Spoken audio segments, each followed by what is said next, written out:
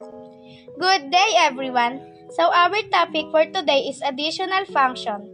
What is additional function?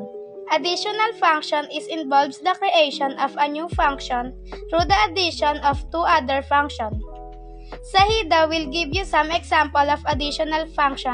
So, this is the example of additional function. So, yan. Kita nyo naman siguro yung given na yan.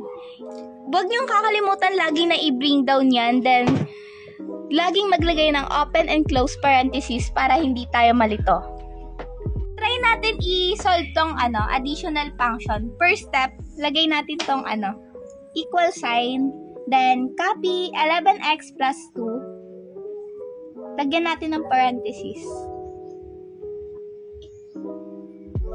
Then, plus 12x negative 6 plus 1. X plus 12x is 23. Yan. Ito yung pinag-solve ko. Then, kakopy lang natin tong sign na natira.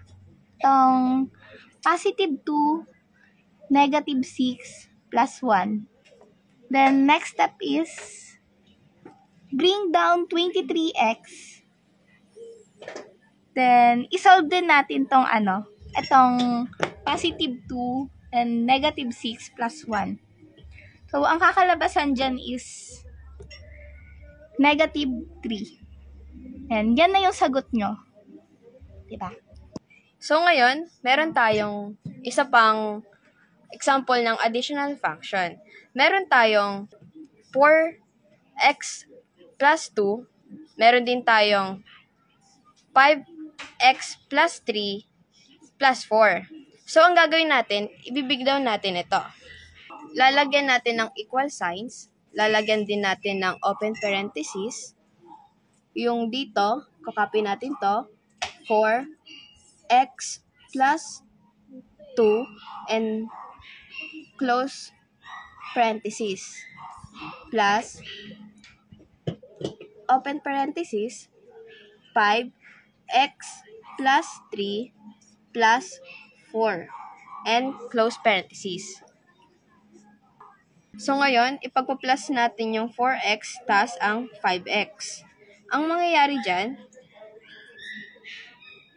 pag sinolve mo yan, magiging 9x plus 2 plus 3 plus 4.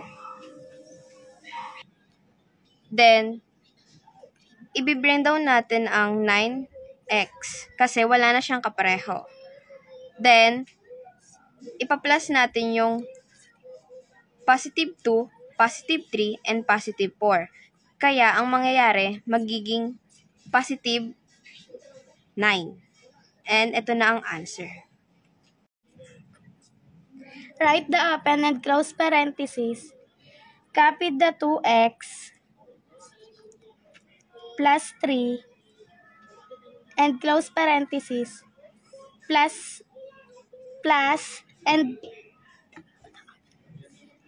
open and 9x minus 2 then close parentheses equal sign 11x plus 3 minus 2.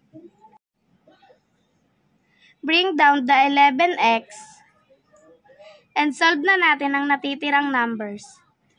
Positive 3 minus 2 equal to negative 1. 11x minus 1 and that's the answer.